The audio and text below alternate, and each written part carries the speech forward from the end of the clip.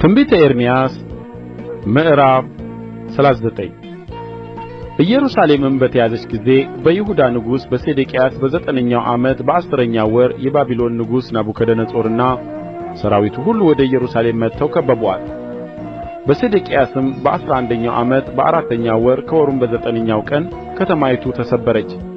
የባቢሎንም ንጉሥ አለቆች ሁሉ ኤርጌል፣ ሳራስር፣ ሳምጋርናቦ፣ ሰርሰኪም፣ ራፌስ፣ ኤርጌል፣ ሳራስር፣ ራብማግ ከቀሩት ከባቢሎን ንጉሥ አለቆች ሁሉ ጋር ገብተው በመካከለኛው በር ውስጥ ተቀመጡ።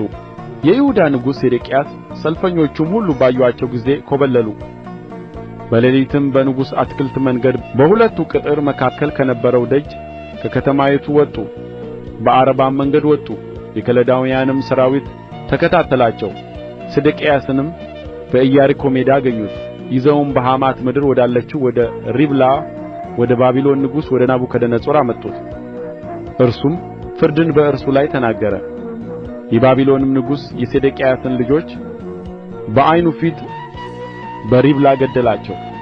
የባቢሎንም ንጉሥ የይሁዳን ከበርቴዎች ሁሉ ገደለ። የሴዴቅያስንም ዓይን አወጣ።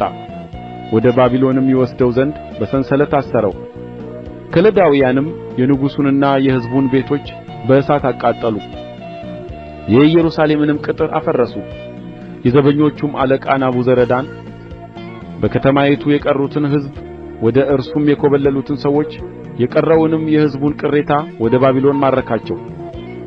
አንዳች ከሌላቸው ከሕዝቡ ድሆች ግን የዘበኞቹ አለቃ ናቡዘረዳን በይሁዳ አገር ተዋቸው። የወይኑን ቦታና እርሻውን በዚያን ጊዜ ሰጣቸው። የባቢሎንም ንጉሥ ናቡከደነፆር ስለ ኤርምያስ ውሰደውና በመልካም ተመልከተው፣ የሚሻውንም ነገር አድርግለት እንጂ ክፉን ነገር አታድርግበት ብሎ የዘበኞቹን አለቃ ናቡዘረዳንን አዘዘ። የዘበኞቹም አለቃ ናቡዘረዳን ላከ። ናቡሽዝባንም፣ ራፋስቂስም፣ ኤርጌል፣ ሳራስርም፣ ራብማግም የባቢሎንም ንጉሥ ዋና ዋና አለቆች ሁሉ ላኩ። ኤርምያስንም ከግዞት ቤት አደባባይ አወጡት። ወደ ቤቱም ይወስደው ዘንድ ለሳፋን ልጅ ለአኪቃም ልጅ ለጎዶልያስ ሰጡት። እንዲሁም በሕዝቡ መካከል ተቀመጠ። በግዞትም ቤት አደባባይ ታስሮ ሳለ የእግዚአብሔር ቃል እንዲህ ሲል ወደ ኤርምያስ መጣ። ሂድ፣ ለኢትዮጵያዊውም ለአቢሜሌክ እንዲህ በለው፣ የእስራኤል አምላክ የሠራዊት ጌታ እግዚአብሔር እንዲህ ይላል፣ እነሆ ለበጎነት ሳይሆን ለክፋት ቃሌን በዚህች ከተማ ላይ አመጣለሁ። በዚያም ቀን በፊትህ ይፈጸማል። በዚያ ቀን አድንሃለሁ ይላል እግዚአብሔር።